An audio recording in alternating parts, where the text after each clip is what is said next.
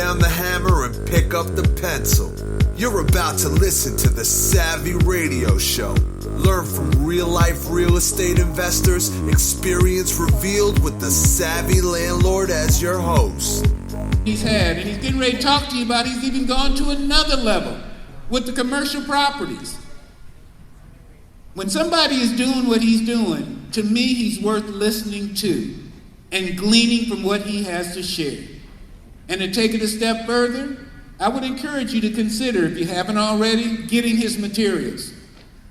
Because you're not just getting his materials, more importantly, you're going to be getting him. You're going to be getting him. And he is the person that when you get him, he will be there in your corner. He will go beyond the average mile. So I'm just sharing that with you. Whether you decide to do that or not, obviously that's your choice. But one of the reasons I brought him, because I wanted to hear from have an unorthodox speaker and teacher and somebody who's really doing things. And by the way, he's coaching a lot of people across this country who's also having tremendous success. So with that said, Mr. Savvy, Stephen VanCauwenbergh. Can you hear me? Hey, how do you respond to someone that talks about you? What you need to do, I think someone needs to hear this. You just need to receive it, right? I think a lot of people don't receive compliments. They're too humble. It's okay to be humble, but you need to receive when someone breathes life into you. And I want to breathe life into you today because you're here. You're in the 0.001% of successful people. So you guys need to give yourselves a round of applause, not just me. And I'm honored to be here, but the reality is, how many people spend money to come and learn something new? Not too many people. All right, let's get this ball rolling. I'm gonna be fast like normal. I have a lot of content. If you're interested in buying apartments, not this book, but this is the book that I mentioned yesterday. I forgot to put that slide up there. This gal, Allie Boone, I don't know how I got this book. Somewhere at Google served this up, but 23 years in real estate, I've probably read 150 real estate books. This book really impacted me. One thing that she said in this book was, what's your sanity worth? What is this all really worth? Okay? And she's an amazing engineer woman, and her approach to real estate is totally unorthodox. And I would definitely say that for this gal. And I just got a lot of golden nuggets from her, and I got a lot of confirmation what I have been doing and where I'm going. Also, has anybody ever heard of Happy Lake lawnmowers? Has anybody ever heard of that? No. You need to. I read this book this morning. It was off the chain. I can't wait to give it to my daughter. I hope my son turns out to be like you. This is a wonderful book. You need to buy this book today. Amazon, just type in the word The Garage, and his name is Devin, D-E-V-N. You need to meet this young man. Stand up. Put your hands together for this young man. This book is powerful. Right out the gate, he's talking about a lawn care business and just the creativeness of a used lawnmower making it new every time. I was like, this little hustle is a phenomenal book. It's worth the read. If you can get a child, this would be a great gift to give to somebody, just to open their mind about being an entrepreneur, that you can make money from who you are, even if you're getting 15 years old. And it impacted me this morning. All right, so this is when I started in 1999 is when I started. 2011 is when I got into commercial. Now, I got into commercial just accidentally, and I don't want to go into all these, but these just to put this up there, this is just the diversity of my portfolio. The three red ones I don't have, and then I just got out of the Chattanooga deal. I sold out of that project. That was myself, and I sold it to my partner. But this is just a kind of a diversity from an RC car store track to a liquor store, to a retail space, apartments. Okay, and today I'm going to talk to you about how to buy apartments a little bit. Is anybody interested in apartments? Raise your hand. Okay, I'm going to give you a springboard on that. This is just my 2022 acquisitions. I got a call. Commercial's not easy. I'm going to try to make it I don't know where this is going to go today. So I'm going to be honest, because like I got a phone call this morning. Hey, the daycare bounced on me on my 4,000 square foot. When you're in commercial, it is a whole new philosophy. You're holding properties for months, 3 months, for a long time. So I love single family. It's quick and dirty, easy. I can make money tomorrow pretty quickly.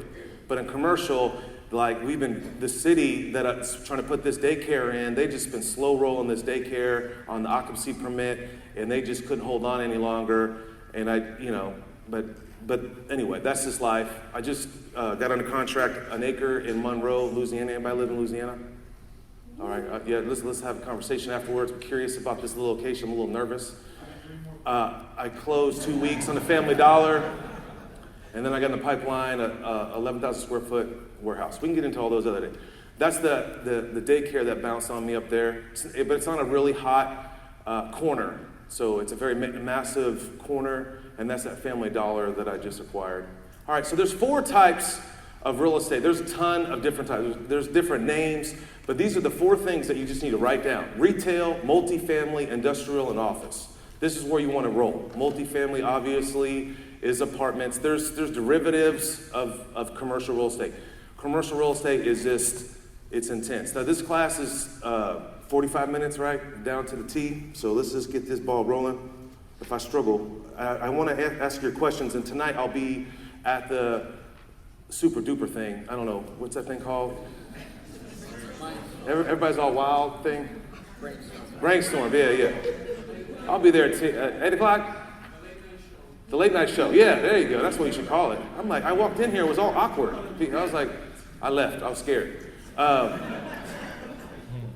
right. So if you have questions, write them down. Mr. Landlord is going to give me a few minutes. Hi. There you go. Just want to say hi. I saw you earlier. I didn't get to say hi. So write down your questions. There are only bad questions if you didn't write it down. So tonight we're going to cover them. I'm going to speed through this, and there's other questions. All right, so moving single family over to commercial. A lot of people think, that's just a natural progression. There's people that start in this game right in the commercial. So don't think you have to have single family to be in commercial, but commercial is just a whole other ball of wax. It's a whole nuance. It's a professional level. There is a barrier of entry. In single family, there is no, anyone with a heartbeat can get into single family. But in commercial, it's a whole new arena. It's a whole new vocabulary. It's a whole new way of thinking. It's a whole new way how to communicate to people, how to interact with people, how to talk to people. It's just a whole new thing. But you can do it. It's possible. The biggest whys of why I like commercial now. Now, I've been a landlord for 23 years. I've probably been super into commercial for about 3, okay? So in 2011, I bought my first apartment. So I've been doing it for about 10 years. And when I was writing this class, I was like, man, the returns are bigger. The cash flow is amazing. But what's the most powerful thing is the equity pay down. When we get in single family, I have a building right now. It's 11,000 square foot office space, 3 stories. It's rented out. I bought it for $500,000. But when you're paying a $3,000 a month payment, that's $36,000 a year potential income, plus the massive depreciation and just all the other nuances of it. It compounds. It's how many single family houses do you have to do to make $36,000? And the depreciation, so here's another one that's really amazing. I bought an apartment building in November 2000, so a year and a half ago, and it was a $13 million project. I was very small in this project. On my K1, I had a $100,000 loss that I could write on my next year's taxes. And it's a little advanced for this quick class, but I want to set that seed in you that it could really snowball your wealth in a massive way. If you're paying taxes now, this could really cut that down. And so I'm not the guy for this class for that, pay down, and it's a tangible asset, and you can scale it. It's a lot easier to scale. All right, you got to be relentless in anything. I'm telling you, it's not easy to get in the game. When you get into these little meetings, they shun you. Regardless of, you have to learn this language. It is, they know within 3 minutes that you're uneducated. Single family, you can kind of fake it till you make it. Commercial, you don't have to read a few more books before you get over there. I'm just letting you know. The pros and cons. There's a ton of opportunities. 10 years ago, I was playing basketball with a bunch of people, and they were all commercial, and they were just telling me about all these deals, no money down, assume loans. This is common in commercial. Assuming a multi-million-dollar loan is very common. A lot of people, apartments, we assume people's loans because there's prepaid penalties up to $1 million, but if you assume a loan, you don't have to pay a prepaid penalty. There's a lot of advantages. There's a lot more opportunities in my mind, okay? But on the con side, time, money, and it's a long game. It's not like I'm working on deals for 6 months and they bust. Working on deals for 12 months and it finally kind of materialized. It's just if you're I'm that entrepreneur who wants to get it going right now. If you're that way, be ready. It's painful. Here's my quick notes: appreciation, leverage, tax benefits, multiple streams of income. And I kind of, when you're talking to a bank, they like multiple streams of income. A single family house is a single family house. You don't rent it, it's zero. It's binary, it's done. Like that office building, I have 3 stories, so I have like 4 or 5 tenants on the bottom. I got 3 tenants in the middle, and I got about 8 tenants up on the 3rd floor. So when a vacancies, my numbers don't really affect. Now, you have a hard cost, and then anything above that's like gravy, but I'm not dying. It's not on, it's a vacancy. The building is functional. I'm making money. I love the thing about commercial. It is all evaluated as a money-making machine. It's a business. If you're going to go buy a Subway, how much does it make? And that's that creates the value. People are way too emotional in single family. It's just like, I like this car. No, it's not. Does it make money? And in the way you buy a commercial property is based on how much money the machine spits out. And that's called a cap rate, okay? Any questions so far? Am I moving too fast? All right, cool. I love the law, the guy, the very first guy, what was his name, Paul? I'm gonna have him on my podcast. Huh? Yesterday, Mr. Compliance. All right, that's what I call it. I can't wait to get him on the radio show. I'm gonna call him name Mr. Compliance. You got all giddy about it, compliance. The laws there is no momentarium or whatever. How you pronounce that word? Yeah, whatever. People die. That word means death. In commercial, you out. I can lock your door, sell your stuff to pay your rent. You can't get back in. Anybody excited about that? Clap your hands. I don't have to talk to nobody. Whoop, lock. You out. See, they jacked me up in my room today. I had to go to the bathroom, rolled up there, couldn't get in. I was like, I'm a landlord and you did me wrong.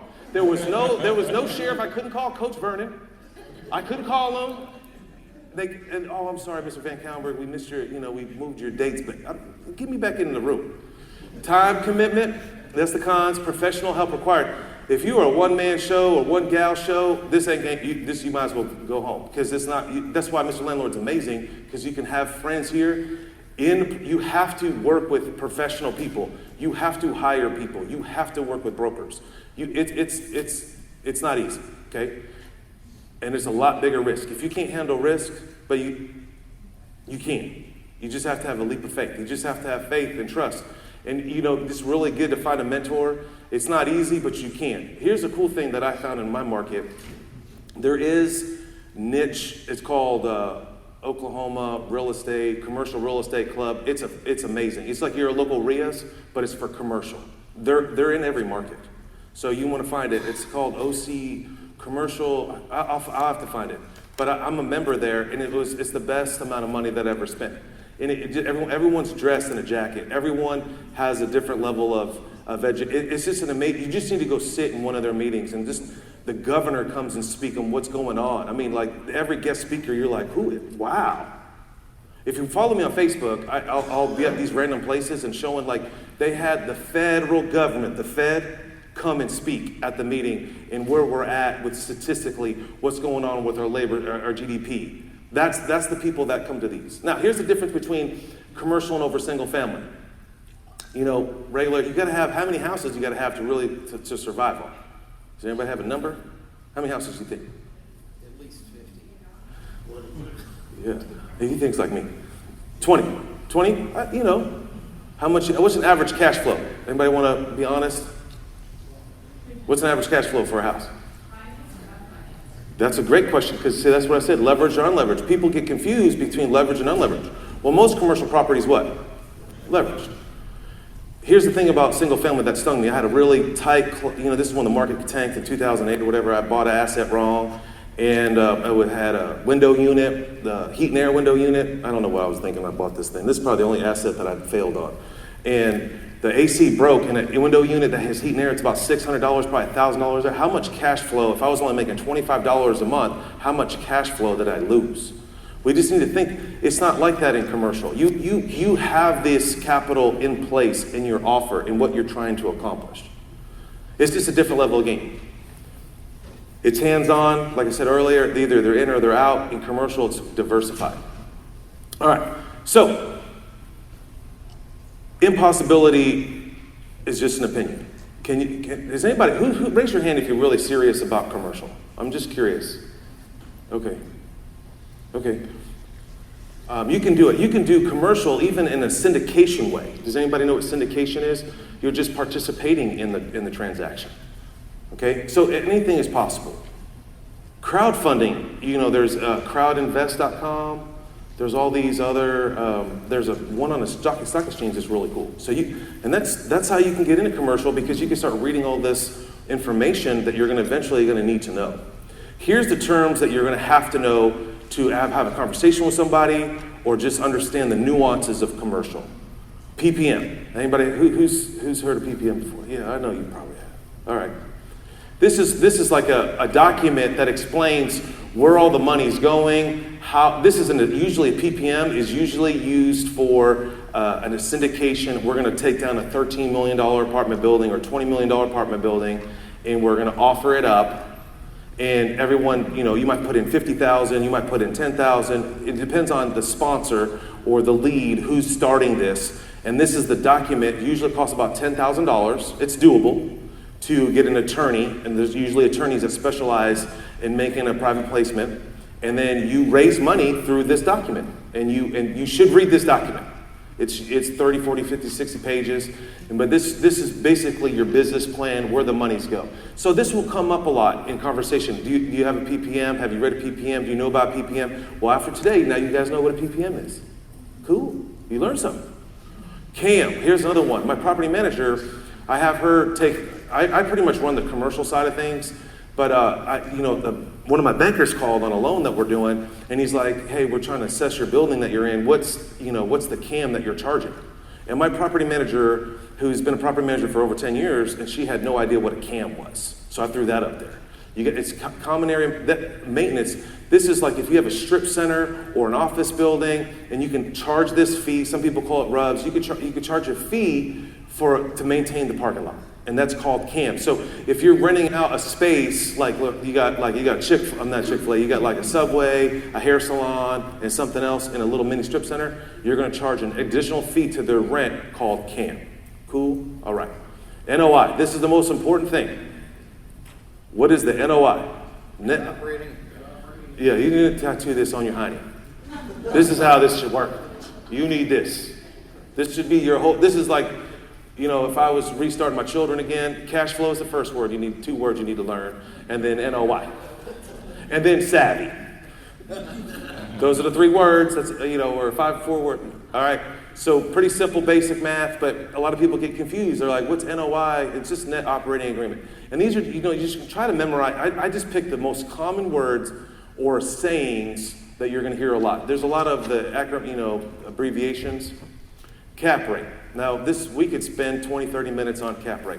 Don't ask me to do cap rate. You're right here. Just follow this formula. To get your cap rate, it's net income, what we just talked about, divided by your current property value. What you think that value is. And then equals your cap rate. And the lower the cap rate, it's not the biggest return. The highest cap rate, like a 10, which is non-existent anymore, that Family Dollar I bought, it's a 6 cap. And it's not the bigger return, okay? So just look for the higher the low number. And you can be at a party, hey, what's that cap rate? 10, they're lying right now. So, because when the market crashes, you'll hear a lot of 10s. Phase one. Every commercial property has to have a phase one EPA, environmental. Every banker on the planet asks for one. You should always have a phase one done. Some banks will just make you sign off on a document that you're responsible for this environmental test. But every commercial transaction, you're going to hear this word called a phase one.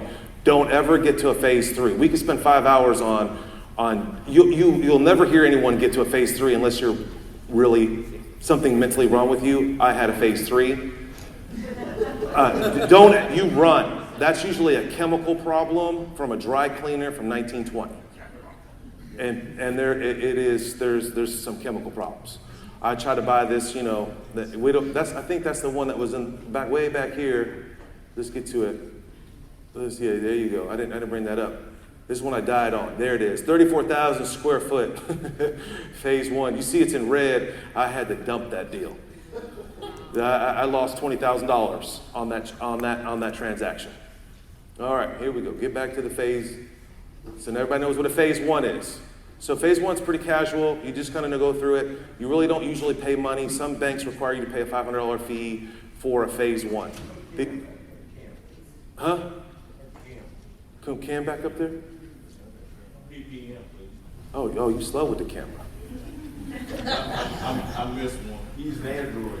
Or he's the guy, whoever the guy that said, the other speaker said, oh, you my engineer type. I thought those were interesting, my engineer type. All right. Thank you. You're welcome. Phase one, KP. This is the spot you really want to be in. Just think, you should write this on your dream board. On your goals board. Anybody know what a KP is? Yeah, that's my level. What's a KP? It gives you all of your key profit factors. No, that's KPI. KP, in commercial. Go ahead. The person that's going to make everything run. The KP is the one that signs off on documents and gets all the money. FHA loan, you can get an apartment building, and you have to qualify for it. Like if you're doing like a $13 million deal and you're trying to get 3% interest rate, you got to have these key factors. One is it's got to be stabilized for 30 days, 90% occupied, and something else. Well, you have to have experience. So you find a KP. That's usually a high net worth person, believes in what you're doing, and they're going to sign their name, and they get 3% of the deal. They don't do nothing. Wow. I'm going to be a KP. That is on my goals list. You're going to call me, could you KP me? Yeah, absolutely. I'm going to do all your due diligence. I'm going to double check to make sure you know what you're doing, but I'll sign off and pledge my net worth against your apartment deal. Okay? This person sits back and just gets paid.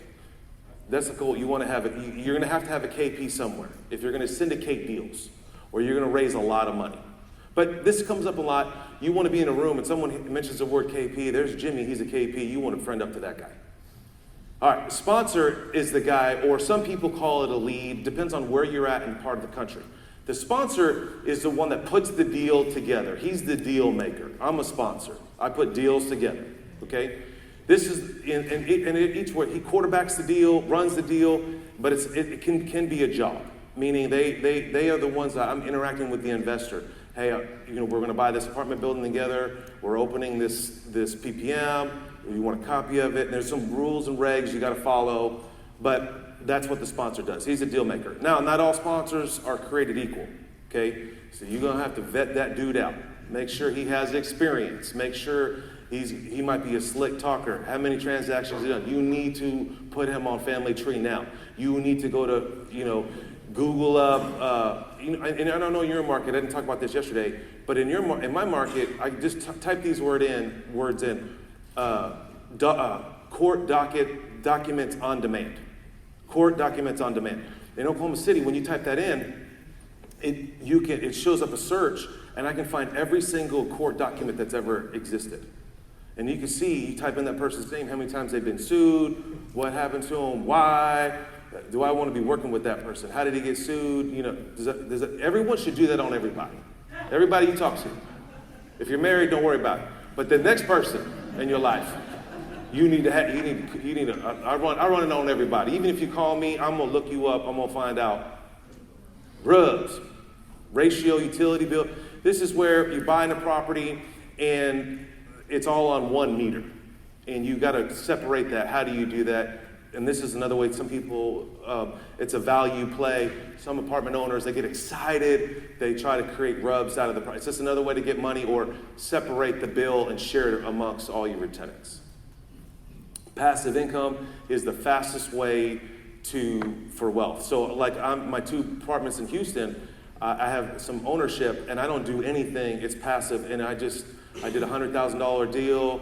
And I've been getting $1,100 a month for the last 4 years. And I took losses on the taxes. I mean, those are the syndication deals that I'm a part of. I mean, this is not the class, but the passive is like being on a racehorse. But it's at a different level. Even if you only have $25,000 or $50,000, I would look into it. You can start reading about PPM, start studying it and figuring it out. But passive is where you want to go. All right, so this is an interesting statistic. So a lot of people are like, yeah, this sounds great. I learned all this cool stuff you just said. But this is for the big boys.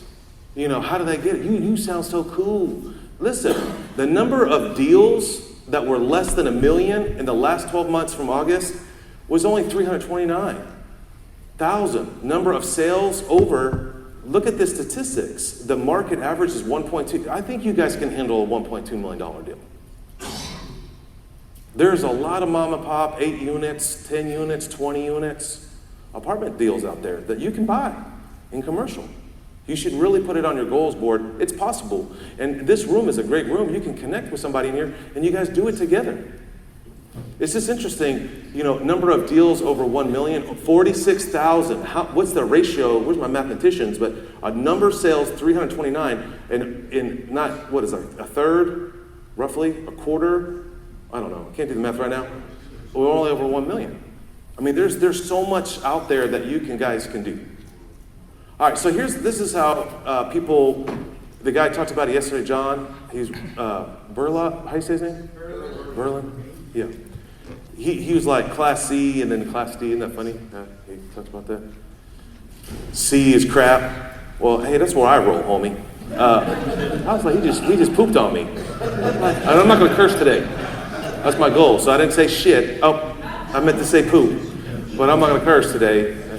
But you want, you know, I'm going to break down the classes, but A is like brand new. And it is brand new. That's Class A. Class B, here's the most important things. Memorize these things. Class B is renters, they choose to be there. C is their necessary, what they have to live in. It's a different type of this. You know, people say construction. You can convert a C into a B with amenities. Amenities can be granted. In a D, you're going to die. So just leave it alone.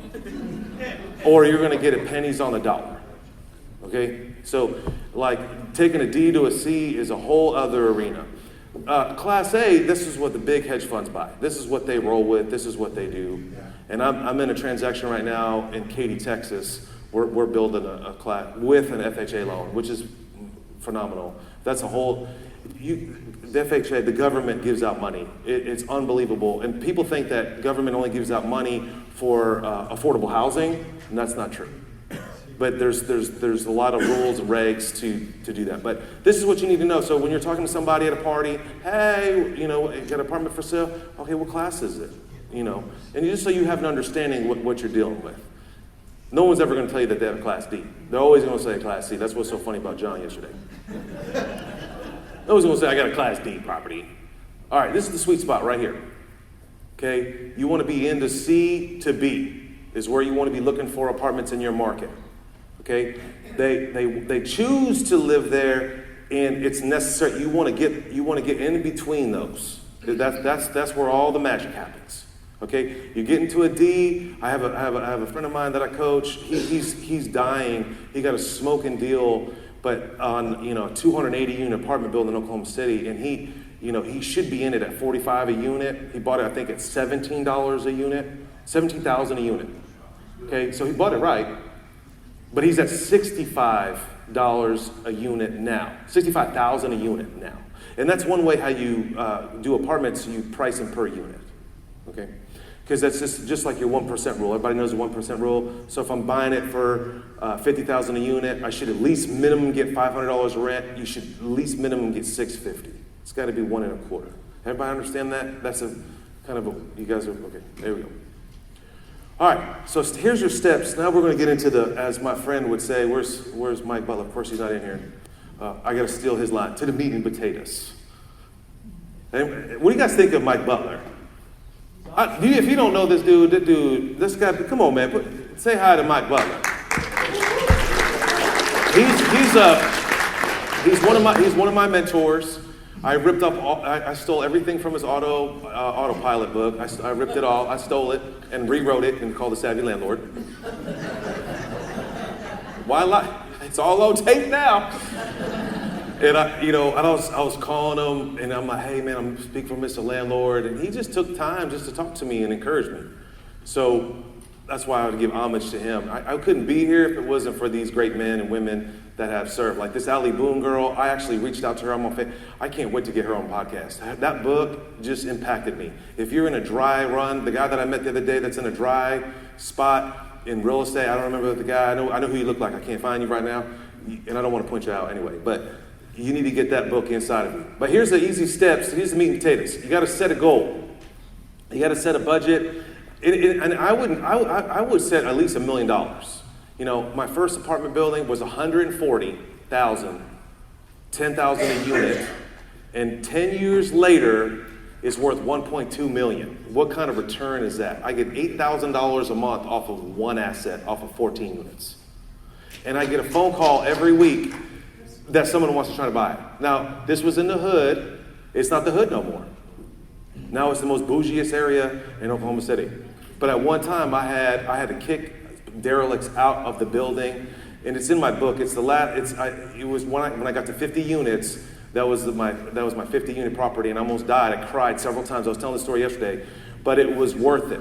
So setting a budget per se, but you can buy a dilapidated property, and you can over time, and it will appreciate. That's a legacy property. Choose the market, the style. You can go boutique, like if you want to go small apartments, you could do 5 units, 10 units. Multifamily is considered 5 and above. So if you're talking to a banker, it's a multi-unit. Okay, so you got to get this terminology correct. Start making offers, start doing inspections, look into financing, close and grow and repeat. And someone in this market, who owns an apartment building in here? All right, there's your friends. Hi, there you go. Go meet those folks. And that's the steps. It's that easy. Hey, what's going on with my slides here? Why is it slow? Do your homework. No, that's not it, homie. Do your homework. There you go. I don't know why I messed up there. You can get burned in commercial. It can put you down. Okay? Don't try to just cash in all your chips. Someone asked me some great questions. I'm going to answer that tonight, but did you 1031? I just slowly progressed into commercial. You can jump on in. It's the leapfrog effect. Has anybody read a Robert Ringer book called Winning Through Intimidation? If you really, it's a book that came out in the 1980s. It's a phenomenal book, Robert Ringer. Anybody know about Robert Ringer? Oh man, you guys got to get this book.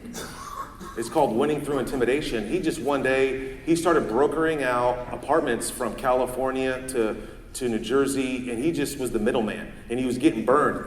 These guys weren't paying him, these hedge fund people, and so he started lawyering up, and he started every transaction, he had a brought-in attorney with him. It was super smart. In commercial, it happens all the time. The first question that they're going to ask when you get something under a contract, who's your attorney? Because you're going to have to send this contract to this attorney. It's just a different level of game. But you can get burned if you don't know what's going on. So you definitely have some sort of a mentor help you and walk you through. So here's some strategies that you would use for if you went from a C to a B or a D to a C, okay? It's called the value play. And basically is that you're repositioning that property. So we talked yesterday about the ghost kitchen, right? So I have a office building, a 3-story office building, and I could not rent it out. First of all, I don't recommend being in office space. If that's your first transaction, it is not because of COVID.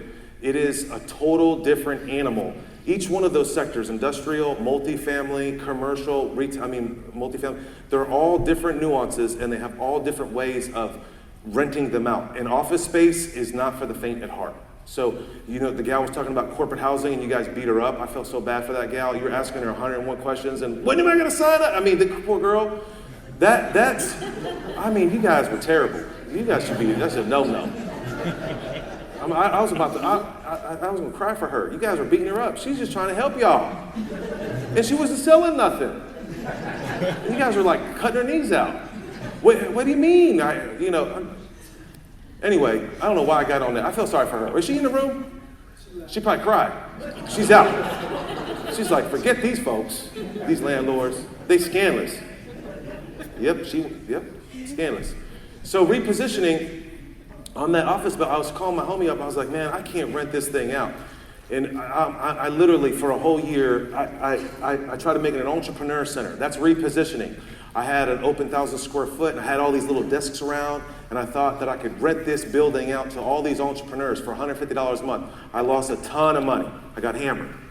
And I'm like, I can't rent this out. So then you finally, after all my pride and thousands of dollars later, you got to go steal tenants. Is that ethical? Yeah. You walk up to people, how much you paying for rent over here? I got a better place over here. That's how they do it in office space. I don't want to be in that game. So here I am again. I still have this office space, and I tried to sell it a couple times, and of course COVID hit, and just one smack in the face. That's commercial. But I was like, I was calling for, hey, I really want to get this building up to 100% occupied. How do I do this? And one guy gave me a great idea. He's like, once you put a ghost kitchen downstairs, I was like, that's a great idea. And so that's what repositioning is. You're taking an asset that was made for one thing and for another. So that building that I bought, I said dental and daycare. Well, that's my problem. It was a church. It was an office space. It was actually a medical office, something like a chiropractor. Then this 20 years ago, they moved out, and then this church came in and gutted all the walls out, and then they bounced out, and then I bought the building. And now I'm trying to reposition it, okay? And I'm getting stung on the daycare because the city won't like the daycare there, so now I have to reposition it back to a medical. And so I talked to the broker today, hey man, we need to get this ball rolling because I've lost X amount of money. And they don't think I lost. When you're in commercial, that's just how it costs. Oof, not a loss, that's what it thinks it costs. I need to quote me on that. And put that on something. It's not the loss, it's the cost. So what's the difference between a broker and an agent? So now you kind of have an understanding, you kind of, going on. But you're dealing with in single family, and you're dealing with all these single family folks. How do I differentiate the difference between a broker and an agent? Read, here we go. Broker is business. This is where I failed. If you ask me questions, you should get ready for tonight, because I'm going to go on fire tonight. I'm going to be dancing. I might even get changed. All right? I'm about to get back to the old school on y'all. But the one thing, hey, Mr. VanCauwenbergh, what's the one thing that you failed or what you could have done better? These are good questions you should ask people. What would you have done differently? You know what I would have done differently? Just like with my DJ business, when people ask me what would I've done different with the DJ business, the one thing with the DJ business I would have done, I'm going to help my sound dude out. I wish I would have had venues sign exclusive contracts and locked all that consistent residual income. No, I was full of pride. They should just hire me. No, I just need to force them with a contract. Hey, listen, I'll give you 20% discount. I'll rock this party every weekend. And then I could have just signed up 20 clubs and I would have been done and cash flow forever. But here I am trying to pedal off a little course for y'all. That's what ruined my game. Now that was my DJ failure. But when I sold the business for $400,000, I sold the DJ business for 400 G's. Isn't that awesome? On terms. So I got a little smart. That mother pays me $2,500 a month for 16 years. Add it up with interest, 6%. This is the greatest paycheck I get every month. I never have to DJ again, and I get $2,500 a month. Wow. Now, let's move into the number 2. What's my mistake I did in real estate where I screwed up? I almost cursed there, but I don't curse no more. And I did not build relationships with brokers. Write it down, please. Just say, Mr. VanCauwenbergh changed my life. That's where I failed as a single family operator, as a landlord. I did not build relationships with brokers. I built relationships with agents that disappear tomorrow because they can't hang. Brokers can hang because you're getting a lot of money from all the little agents. And that's where I went wrong, and that's where I am right now. That's all I do. Most of my time is connecting with brokers, proving that I can close, proving that I have a portfolio, building relationships. If you get anything out of this 45-minute class that y'all died through, listening to me, is go home and build a relationship with your broker. Not the agent. Go above the agent. Build a new relationship with your broker. All right? So here's the difference. What does that mean? It means that the commercial broker relies less on emotions and more on facts and figures. That's the broker. Okay? Everybody cool? Let's just clap for that one. I need some energy. I mean, that should have been, that's my climax. Thank you. All right, moving on. All right, here's the 5 ways to qualify a commercial broker. I mean, I died on that. I wish someone would have told me that. I wish someone would have told me that because I just spent more time with, I thought it was cool. Now, let's get off that subject. And then moving on. Qualify a commercial broker. You can get stung wasting the wrong time with the wrong people. This is something else you need to really focus on. I'll write this stuff down. Are they an expert in their area? I'm telling you, I don't even mess with people that don't even understand what I'm saying. Like, we got to move on. They've never done an apartment building. I'm not talking to them. They have to have excellent communication. Are they well connected? You remember we talked about yesterday. What was the number one word yesterday? Number one word yesterday. I'll give out a prize. I'll buy Devin's book and give it to you. Nope. Believe. Leverage. 6 times, man. Nobody got a book. Thank God I just saved $20. I was like, how am I going to pay this little dude? He probably has Venmo. Anyway, when you build a relationship, are they full-time or part-time? You really need to qualify. You need to Google them up. You need to look them up. All these folks use LinkedIn. See if it's for real. You need to dig into this broker. Find them out. Go on LoopNet. How I do it is I go on LoopNet, and I see what transactions are happening. I look in the local business paper, see whose name that keeps popping up. Then I find that 5 or 10 brokers, and we're going to be friends. Somehow, I'm going to find someone who's going to introduce me to that person. Then I have to figure out how to convince them to be working with me. Okay, so finding a commercial real estate broker, LoopNet, CoStar, Google, referrals, they're critical, they're important. Even if you're doing a transaction, find out young brokers. One thing that I would look into, has anybody ever heard of CCIM? Who wants to say what CCIM is? Anybody want to take it? Investor?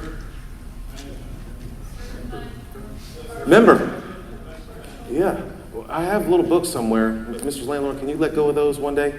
And I brought 100 books. Right. Can I give one to people? I had a challenge yesterday. I don't have any back here. Well, come on, help me out. My man, VIP over here. What's your name? David. So I actually went through that reading. The CCIM? The hardest course.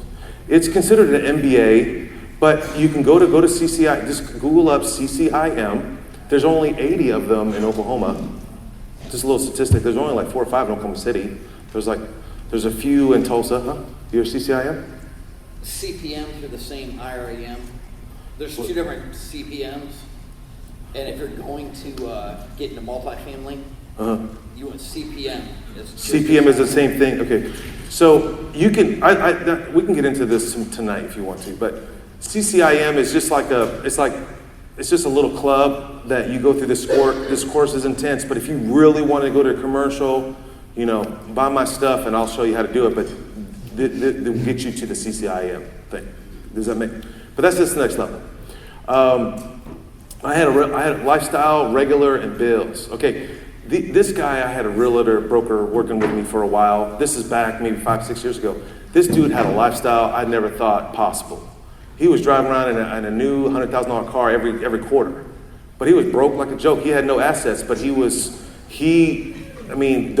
think because they drive in a BMW and they're a broker. This guy had a lifestyle that was $30,000, $40,000 a month. But he was doing big transactions. What's his area of expertise? He was a master at apartments in his little niche. But he played this card well, but he didn't own any assets. It was very fascinating. They take this as a job, as a profession. So how do you evaluate apartment complexes? How much time do we have, Mr. Landlord? 10 minutes. 10 minutes, all right. Hopefully we're on the right track. There are 3 approaches. Sales, comparable, like you're in it, the income approach. I look at it always as the income approach. Again, I always look at what's the return. You got to start off defining the NOI, and then that's how you get to the cap rate. I would just take a picture of this, and we can talk about this later because I only got 10 minutes. Everybody take a picture? All right. So, I'm sorry. Everybody's laughing. Hey, that's how you laugh. You just flip the slides around. Hey! Did you get it, man? You're kind of old school over there. You all right? Everybody got it? All right, here we go. All right, so here's kind of a basic transaction here. You got to get it just like normal. You got an appraisal, physical needs, the condition. You have to go through every unit. You have to go above and beyond. Here's one thing that you will learn in commercial. There is no guarantees, and whatever they say is a complete lie. And it doesn't matter what they tell you, you have to verify. There is no law that you go back, like a single family, I sold you a house and the sewer line broke tomorrow and I probably have a case and I could probably win, and 9 times out of 10, the person's gonna win. The judge is gonna side with this poor person that just said, yeah, my sewer line, I bought this house and I'm broke. It's not like that in commercial. They say that it makes $3,000 a month and you believe it, you're a dummy. You need to see a tax return. And let me tell you, you can ask for anything and get as much information as you can. I'm doing a deal right now, I got their tax return. Does it marry up? I was talking to a bank yesterday, or the last week, and he was like, people lie on their performas, but they usually don't lie to the IRS. And if you can get their tax return or their trailing 12, does anybody know what the trailing 12 is? Well, your apartment owner. Yeah. The last 12 months of expenses. Or you can, all right. So this is the process. You got to do the phase 1. So get it under contract, get the appraisal in those 2 areas, get phase 1, get title report, property survey. You got to get a property survey pretty much on every transaction. And try to get the guy to pay for it or spoon it up for you. I don't even know what seismic report is. Oh, man. I ain't gonna lie. I didn't know. And I made these slides. Hey man, thank God I'm human. All right. She got me. All right. The most recent title policy, you need to get all these things. We're going to be fast here because we're running out of time. The legal description is extremely important in commercial. Like, I've seen some crazy things where it was wrong on one document, right on another document. It could bust the deal. It's not like, it's no big deal. You'll sign a little piece of paper at closing. If it's wrong, we'll go back and fix it. It's not like that in commercial. There's a commercial title company. It's totally different. It's actually faster and funner. Commercial closings, it's like one little piece of paper. It's fascinating. There's not all this regulatory. That's another thing. It's not as regulatory there's not all these laws to protect the buyer beware. You just have to go in knowing that this guy's lying or this gal's lying to you, and your job is just not trust. There is no trust and verify.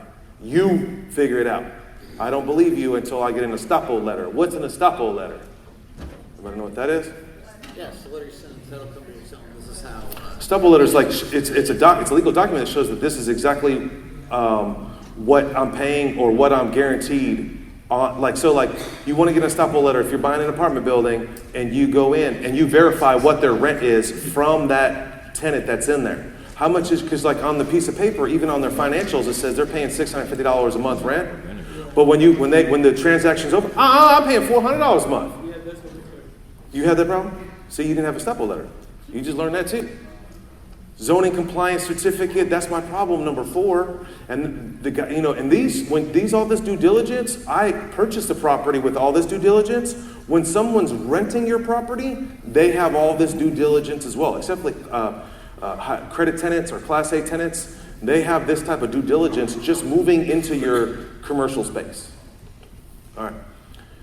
Third-party engineering, phase 1, 2, complete, all the leases. That's where you have to get this addendums. Like how I got this Family Dollar, the Friday of closing, a random document surfaced up that no one saw and busted the deal where the Family Dollar reset their 20-year lease. And the seller was like, I don't want to be in this thing for that long, and he bounced. Security deposits, verify all this stuff, pretty simple stuff. Copy of 3 years of the real estate tax bills.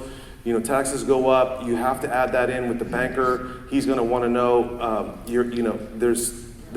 Commercial. It's usually, you're buying it for. You're usually trying to buy it for a deal. The taxes are going to go up. That's going to hurt your NOI. You're going to have to factor all that in on the front end. Contracts. You're going to have to hire an attorney to look at the contract. List all the everything that comes in it. You can't leave anything to chance. If you're not detailed, hire a detailed person. Insurance. The insurance is a nightmare, okay? Commercial insurance, one guy says one thing, another guy, and it's like just insuring, like for example, on the Family Dollar, I got a quote from one person, $11,000 a year. Because Family Dollar requires all this very specific in their rider, like common area, parking lot, back of the building. Like they want all this stuff listed in their commercial. Well, your average commercial guy doesn't know how to write that policy. So you have to find a commercial guy. And so my regular agent, he quoted me $11,000. I'm like, bro, I can't make money. That's $1,000 a month.